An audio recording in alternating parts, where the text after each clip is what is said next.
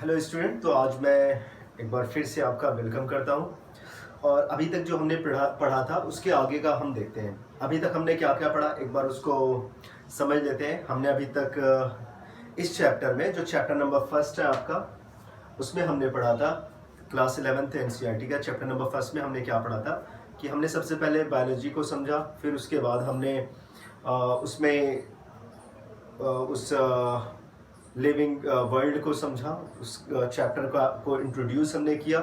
उसके बाद हम आगे बढ़े, हमने उसके कैरेक्टरिस्टिक को देखा, मीन्स लिविंग ऑर्गेनिज्म के कैरेक्टरिस्टिक को देखा। अब उसके बाद जब हमने उसे ख़त्म किया तो हम बायोडाइवर्सिटी में इंटर किए। तो हमने डाइवर्सिटी और बायोडाइवर्सिटी और लास्ट में सिस्टमेटिक वर्ड को हमने समझा। फिर हमने बताया कि सिस्टमेटिक जो वर्ड होता है उसमें दो तीन चीज़ें आती है। ये सिस्टमेटिक वर्ड सिर्फ एक सिंपल सा वो नहीं है कि आप उसे आसानी से कह दें कि ये क्लासिफिकेशन है, ये नॉमेनक्लेचर, ऐसे नहीं। ये सारे एक ब्रॉड टर्म है जिसमें सारी चीज़ें आ जाती है। तो पिछली बार हमने इस तरह से कुछ उसका बनाया लिखा था कि ये आपका हो गया सिस्टमेटिक। और सिस्टमेटिक में पहली चीज़ जो आती है वो आइडेंटिफिकेशन आती है,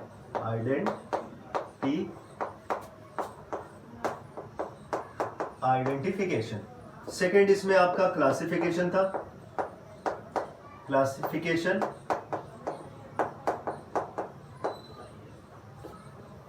उसके बाद हमने बताया कि नॉमेनक्लेचर,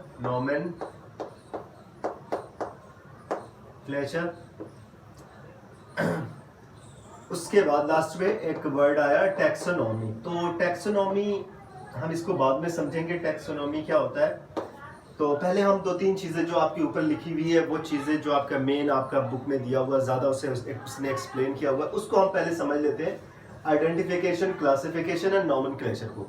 तो जो आइडेंटिफिकेशन है इसको हमने पहले ही थोड़ा सा समझ रखा हुआ है। आइडेंटिफिकेशन क्या होता है? आइडेंटिफिकेशन मीन्स हम जब किसी ऑर्गेनिज्म को आइडेंटिफाई करते हैं on the basis of some specific features और the character, on the basis of characters. तो हम उनके कैरेक्टर के बेसिस पे जब हम उनको आइडेंटिफाई करते हैं, ऑर्गेनिज्म को आइडेंटिफाई करते हैं, तो उसी को आइडेंटिफिकेशन कहते हैं। फॉर एग्जांपल जैसे हमने कहा था कि जैसे कोई ऑर्गेनिज्म है, सबसे पहले हम उसको आइडेंटिफाई करेंगे। हम कहीं पे गए, अमेज़न के जंगल में गए, फॉरेस्ट में गए, हमें एक डिफरेंट टाइप का एनिमल मिल गया, पहली बार हमने उसे देखा। अब हम उसको आइडेंटिफाई करेंगे कि हमें, क्योंकि बाद में हमें क्लासिफिकेशन करना है और उसके बाद उसको एक नाम देना है, उसका एक नॉमेनक्लेचर करना है, ठीक है। उसको एक स्पेसिफिक नाम दे देना है ताकि उसी नाम से पूरे वर्ल्ड में वो जाना जाए। तो अभी तक हमने क्या समझा था कि आइडेंटिफिकेशन में क्या होता है, किसी ऑर्गेनिज्म के उसके फीचर के बेस पे उसको आइडेंटिफाई करना। तो उस आइडेंटिफिकेशन के लिए कुछ टैक्सोनॉमिक एड की जरूरत पड़ती है, टैक्सोनॉमिक एड की रिक्वायरमेंट होती है। और फॉर एग्जांपल इसमें की आता है जो कैरेक्टर्स होते हैं, इसमें की आता है जो कैरेक्टर्स होते हैं, या फिर हम कह लें कि ये कैरेक्टर्स कितने टाइप के होते हैं। तो अभी बस इतना समझ लेते हैं, क्योंकि वीडियो बहुत ज़्यादा डिटेल में नहीं, शॉर्ट में इसको एक्सप्लेन करते हैं और इसमें ही शॉर्ट वीडियो में ही सारी इन्फॉर्मेशन को डाल देते हैं। ओके, तो जो कैरेक्टर्स आपके हैं वो एक्चुअली होते हैं दो तीन टाइप के होते हैं। इस चीज़ को याद रखिएगा, एनसीईआरटी में नहीं दिया हुआ है, बट आप इसको याद रखिए। जो कैरेक्टर्स होते हैं जिनके बेसिस पे हम उनका आइडेंटिफाई करते हैं, उनका लिंक क्रिएट करते हैं, उनका इंटर रिलेशनशिप मॉडर्न और एंशिएंट इस टाइप के ऑर्गेनिज्म के बीच में, एक ऑर्गेनिज्म का दूसरे ऑर्गेनिज्म से हम उसको इंटरकनेक्ट करते हैं, इस तरीके से जो चीज़ें आती है, तो उनके लिए हमें कैरेक्टर्स की ज़रूरत पड़ती है। और एक्चुअली कैरेक्टर्स कितने टाइप के होते हैं? Character, there are 3 types of character. यहाँ पे ज़्यादातर जो बुक होती हैं, जो रेफरेंस बुक्स होती हैं, उनमें दिया रहता है। उसमें सबसे पहला जो कैरेक्टर होता है वो दिया गया है, जैसे ये एंसेस्ट्रल कैरेक्टर होता है, ancestral character. Second derived, and number third आपका होता है कंजर्वेटिव। तो जब भी आप बैठा करिए पढ़ने के लिए तो अपने साथ एक पेन और कॉपी लेके बैठा करें, एक नोट्स अच्छी सी नोट्स बनाएं, इन सारी चीज़ों को आप वहाँ पे राइट करें और कहीं से भी कुछ समझ में ना आए तो आप ज़रूर हमें उसको इन्फॉर्म करें कि सर यहाँ पे नहीं समझ में आया, तो मैं भी कोई एक एक्स्ट्रा स्ट्रोक वाला एक वीडियो लेक्चर बना के उसमें डाल दिया जाएगा, भेज दिया जाएगा, जिससे आपको आसानी हो जाएगी चीज़ों को समझने में। खैर, तो ये हमने थोड़ा सा बताया कैरेक्टर्स के बारे में या फीचर्स के बारे में, जिसके बेसिस पे हम दूसरे ऑर्गेनिज से इंटरकनेक्ट करते हैं या फिर हम उनको उनसे डिफ्रेंशिएट करके एक ऑर्गेनिज्म को आइडेंटिफाई करते हैं। ओके, तो आइडेंटिफिकेशन के लिए ये कीज़ की ज़रूरत पड़ती है। जैसे कीज़ हमने पिछली बार बताया था, जैसे तो हम वर्ड ले लेते हैं जॉइंट लेग। अब हमने कहा ये जॉइंट लेग क्या होता है, तो हमने पूछा कि देखा कोई ऑर्गेनिज्म मिला, वो जॉइंट लेग है या नहीं है। हमने देखा कि हाँ वो जॉइंट लेग है, वो जॉइंट लेग है। अब जब वो उसमें जॉइंट लेग पाई जा रही है तो इसका मतलब हम उसको आर्थ्रोपोडा में रखेंगे। फिर हम देखेंगे उसके पास एंटीना है कि नहीं है, उसके बॉडी सेगमेंटेड है कि नहीं है। तो segmentation, presence of antenna, joint leg, तो ये सारे कैरेक्टर्स हम चेक कर रहे हैं है कि नहीं है। तो अगर है तो हम इसको, जैसे क्योंकि आर्थ्रोपोडा इज ए फाइलम, अब उस आर्थ्रोपोडा फाइलम के अंदर भी अलग अलग क्लास, ऑर्डर, जीनस, स्पीसीज, ये सारी चीज़ें होती है। तो हम उसको किस कैटेगरी में रखें, किस ऑर्डर में रखें, किस क्लास में रखें, इसके बारे में हमें देखना है। ओके, तो इसीलिए हमें इसकी ही ज़रूरत पड़ती है, वो की जो वर्ड होते हैं उनकी ज़रूरत पड़ेगी, है या नहीं। इस तरीके की मेमोरी ग्लैंड है, नहीं है। तो अगर है तो मैमेलियन में रख देंगे, नहीं है दूसरे में चेक करेंगे। अब देखेंगे उसमें क्या आता है, नर्वस सिस्टम डेवलप है, वेल डेवलप है या नहीं है, एलिमेंट्री कैनाल कैसा है, circulatory system, open blood circulatory system और क्लोज ब्लड सर्कुलेटरी। तो ये सारी चीज़ें, इन चीज़ों का हम डिटेल में देखते हैं आइडेंटिफिकेशन में। उसके बाद बारी आती है आपकी क्लासिफिकेशन की, क्योंकि आइडेंटिफिकेशन इसलिए इंपॉर्टेंट है, बिना आइडेंटिफिकेशन के आप क्लासिफिकेशन नहीं करने वाले, बिना आइडेंटिफिकेशन के आप क्लासिफिकेशन नहीं कर सकते। तो सबसे पहले हमने ऑर्गेनिज्म को आइडेंटिफाई कर लिया, उनके फीचर्स, उनके कैरेक्टर और इसकी के बेस पे हमने उसे आइडेंटिफाई कर लिया। अब बारी आती है क्लासिफिकेशन की। अब ये क्लासिफिकेशन क्या है, तो क्लासिफिकेशन को आप सिंपली कह सकते हैं कि ये किसी भी ऑर्गेनिज्म को उनके कैरेक्टर्स के बेस पे किसी ग्रुप में प्लेस कर देना, ठीक है ना। और वो ग्रुप कोई भी हो सकता है, चाहे वो फाइलम हो, चाहे कुछ भी हो, वो किसी भी, जैसे फॉर एग्जांपल हम यहाँ पे लिख देते हैं, कुछ ग्रुप्स आपके दिए रहते हैं। फर्स्ट इसमें आपका आता है किंगडम, सेकेंड इसमें आता है फाइलम या डिवीजन हो जाएगा, देन आपका क्लास, देन आपका order, family, genus, species. Okay, तो इस तरीके से हम इनको इन्हीं किसी ग्रुप में प्लेस कर देंगे। और क्लासिफिकेशन जो होते हैं वो भी डिफरेंट टाइप के क्लासिफिकेशन होते हैं। फॉर एग्जांपल आपके आर्टिफिशियल क्लासिफिकेशन होते हैं, नेचुरल क्लासिफिकेशन होते हैं, फाइलोजेनिक क्लासिफिकेशन होते हैं। तो यहाँ पे मैं लिख दे रहा हूँ, हालांकि ये चीज़ें एनसीईआरटी में नहीं दिया हुआ है, तो आप अगर चाहे तो अपने से उस पर एक शॉर्ट नोट तैयार कर सकते हैं। तो जो क्लासिफिकेशन होता है ये 3 टाइप के होते हैं। फर्स्ट आपका हो जाएगा आर्टिफिशियल, सेकेंड आपका हो जाएगा नेचुरल, थर्ड आपका हो जाएगा फाइलोजेनिक।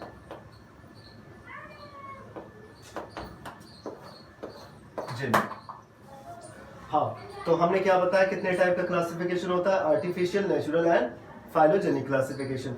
तो आर्टिफिशियल एंड नेचुरल ये थोड़ा कम यूज होता है, बट जो फाइलोजेनिक होता है ये फ्रिक्वेंटली यूज होता है, जिसमें जीन और आरएनए ये सारी चीजें कीमोटैक्सोनॉमिक के बेस पे भी। ओके, नाउ अब आगे बढ़ते हैं और आगे बढ़ के हम क्या देखते हैं, नॉमेनक्लेचर को समझ लेते हैं। अभी तक हमने क्या देखा, आर्टिफिशियल क्लासिफिकेशन, नेचुरल और फाइलोजेनिक क्लासिफिकेशन के बारे में देखा। तो नेक्स्ट जो हम पढ़ने वाले हैं वो नॉमेनक्लेचर को पढ़ने वाले हैं। तो अब इसमें नॉमेनक्लेचर क्या है उसको समझ लेते हैं।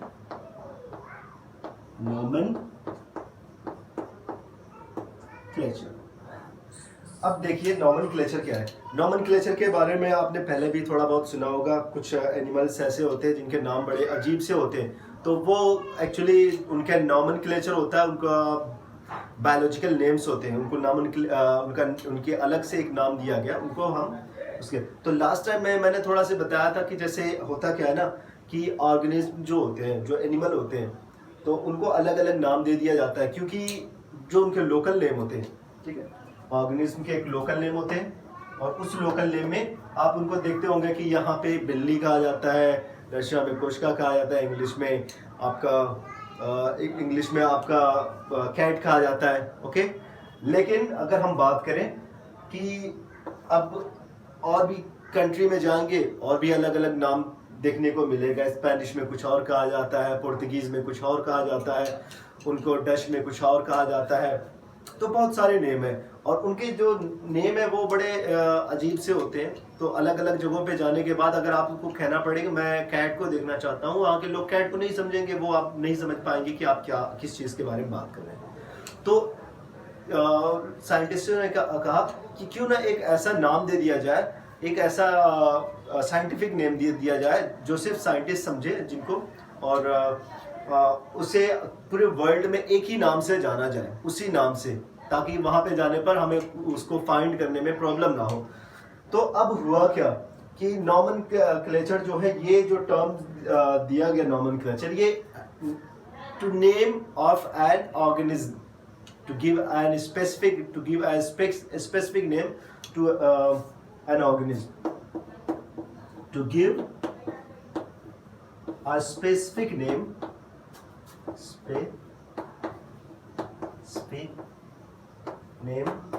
to an organism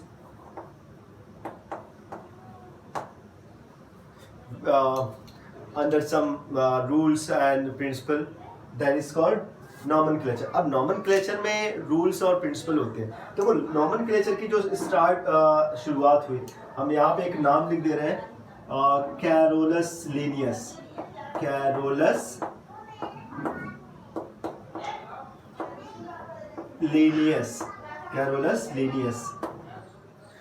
तो इस कैरोलस लीनियस ने पहले इसको समझ लेते हैं। ये एक्चुअली एक कंट्री स्वीडन कंट्री, आपने नाम सुना होगा। तो स्वीडन कंट्री के ये साइंटिस्ट थे, बल्कि ये बॉटनिस्ट थे, बेहतर होगा कि हम बॉटनिस्ट लिखें। तो ये वहाँ के बॉटनिस्ट थे स्वीडन कंट्री के। अब जिनका जो जब ये पैदा हुए 1707 और लास्ट में इनकी डेथ 1778 के आसपास हुई। तो ये थोड़ा से हमने उनके बारे में बताया। तो ये स्वीडन से थे और इन्होंने ढेर सारे प्लांट्स की स्टडी की और लास्ट में जाके मे बी 30 की एज जब इनकी थी तो उन्होंने एक बुक पब्लिश की जिसका नाम था, बड़ा इंपॉर्टेंट नाम है, इसका नाम आप भूले ना, सिस्टेमा नेचुरी। इस बुक का नाम था सिस्टेमा नेचुरी। थोड़ा सा आप स्पेलिंग देख लीजिएगा, स्पेलिंग आपकी गलत नहीं होनी चाहिए। हमसे हो सकता है गलती हो गई हो, बट आपसे गलती नहीं होनी चाहिए, okay.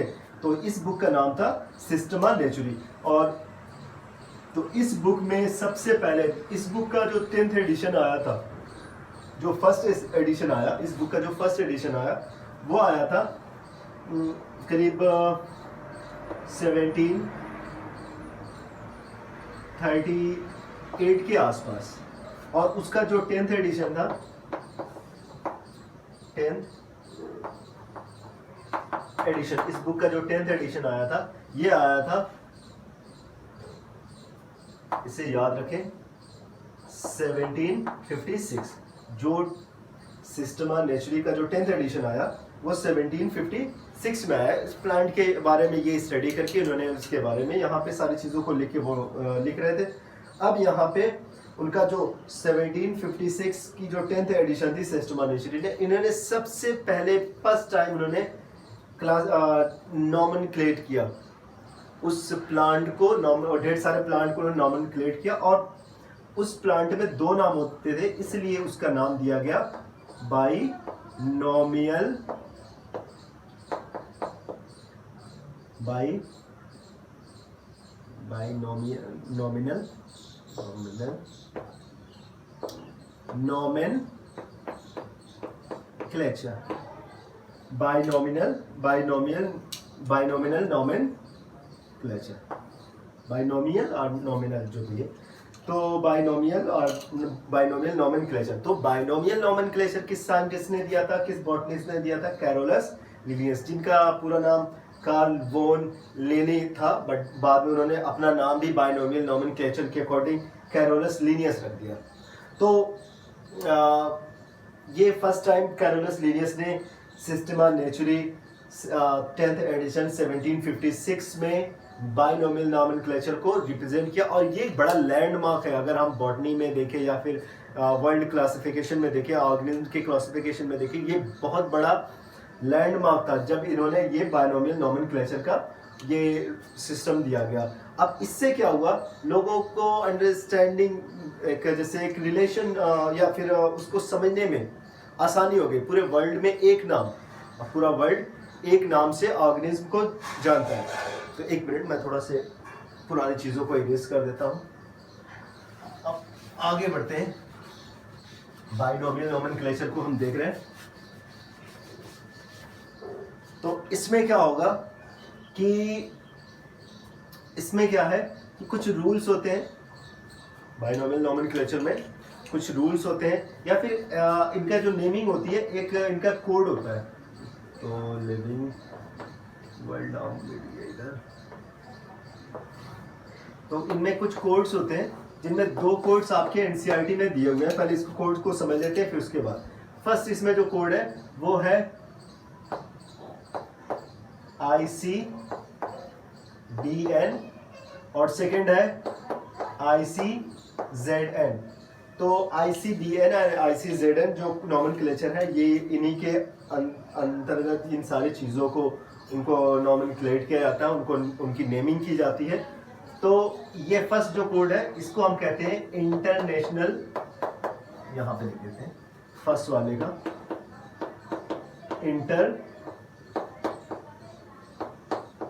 International code for botanical nomenclature and international code for zoological nomenclature. तो पहले तो प्लांट का हुआ, तो इसलिए ये कोड जो बनाया गया वो 1961 में बनाया गया, और 3 साल बाद ये जूलॉजी वाला बनाया गया कि एनिमल का भी एक साइंटिफिक नेम होना चाहिए, उसका एक जूलॉजिकल नेम होना चाहिए। बाइनोमियल नॉमेनक्लेचर पे ही बेस्ड होगा, बट उनका भी नेम होना चाहिए। तो ये 1964 में ICZN भी बनाया गया, ओके, कोड बनाया गया, और इन दोनों कोड के अंतर्गत इन प्लांट और एनिमल दोनों का नॉमेनक्लेचर होता है। ये सारी चीजें, अब देखिए कौन कौन से रूल हैं जिनके बेस पे हम बाइनोमियल नॉमेनक्लेचर करते हैं। तो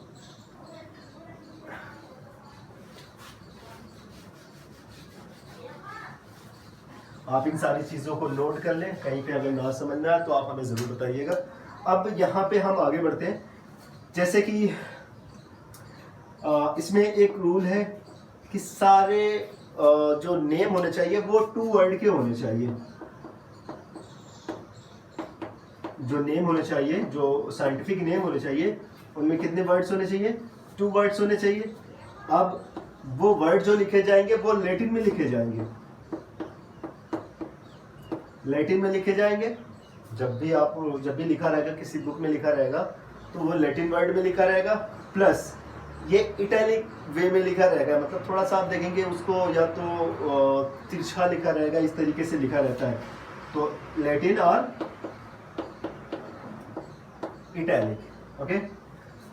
दूसरी चीज ये हो गया। तीसरा इसमें क्या है कि इनमें अगर आप लिखते हैं, क्योंकि आप तो बुक में आप तो बुक लिख नहीं रहे हैं, आप अगर लिखेंगे अपनी नोट्स में अभी लिखेंगे, तो आप जब भी लिखेंगे तो आप उसको दोनों, क्योंकि लिखने में जब आप हाथ से लिखते हैं तो उससे उसमें उन दोनों वर्ड को अंडरलाइन कर लेते हैं। थर्ड है दोनों वर्ड को मीन्स हमने कहा यहाँ पे दो वर्ड होंगे, दोनों वर्ड को अंडरलाइन कर लेंगे but separately. Okay, but separately आप इनको अंडरलाइन कर लेंगे। अब इसमें आगे क्या है कि जैसे यहाँ पे एक साइंटिफिक नेम मैं लिख दे रहा हूँ, जैसे यहाँ पे आपके एनसीईआरटी में मैंगो का नाम दिया हुआ है, तो उसमें लिखा हुआ है मैंगीफेरा, मैंगीफेरा इंडिका। ठीक, अब ये दो वर्ड जो यहाँ पे दिए गए, ये दो वर्ड कौन कौन से होंगे? ये दो वर्ड होंगे, एक आपका होगा दो वर्ड में, पहला होगा आपका जेनरिक नेम जो कि पहले लिखा जाएगा, सेकंड इसमें होगा स्पेसिफिक नेम। तो यहाँ पे जो हमने मैंगीफेरा लिखा हुआ है, ये मैंगीफेरा इसका जेनरिक नेम है, एंड इंडिका जो है ये इसका स्पेसिफिक नेम है। अब मैंगीफेरा को आप यहाँ पे अंडरलाइन करेंगे, इंडिका को आप यहाँ पे अंडरलाइन करेंगे। ओके, सेपरेटली अंडरलाइन करेंगे, ये नहीं कि हमने इस तरह से लिख दिया मैंगीफेरा। या आपका एक एनिमल है राना टिग्रीना, इसका एनिमल राना टिग्रीना। अब राना को और टिग्रीना को आपने दोनों का अंडरलाइन कर लिया। एक फ्रॉग का साइंटिफिक नेम है, उसका जूलॉजिकल नेम है, तो आप दोनों को अंडरलाइन करेंगे। सॉरी, यहाँ पे थोड़ा सा गलत हो गया, इसको मैं देख ले रहा हूँ। तो मैंगीफेरा और दो वर्ड होंगे, दोनों को सेपरेटली अंडरलाइन करेंगे। जेनरिक नेम का पहला लेटर हमेशा कैपिटल होगा, स्पेसिफिक नेम का पहला लेटर हमेशा स्मॉल होगा। इस चीज़ को आप याद रखें, क्योंकि जब भी आप उनका साइंटिफिक नेम लिखें, कहीं से भी गलती आपकी नहीं होनी चाहिए। इस चीज़ को आप एकदम दिमाग में बैठा लें। अगर आपने अभी तक गलत कभी किया है तो उसको आप सही कर लें। आई होप कि आपने गलत नहीं किया होगा, लेकिन अगर आपको नहीं मालूम है तो फिर ये अच्छी चीज़ है कि आपको आज से पता चल जाएगा। ओके, ये तो हो गया आपका नॉमेनक्लेचर के बारे में। नॉमेनक्लेचर, तो इसमें नॉमेनक्लेचर में two word, one generic, second specific. Generic name always will be written, first letter of the generic word will be capital and first letter of the specific name will be small letter.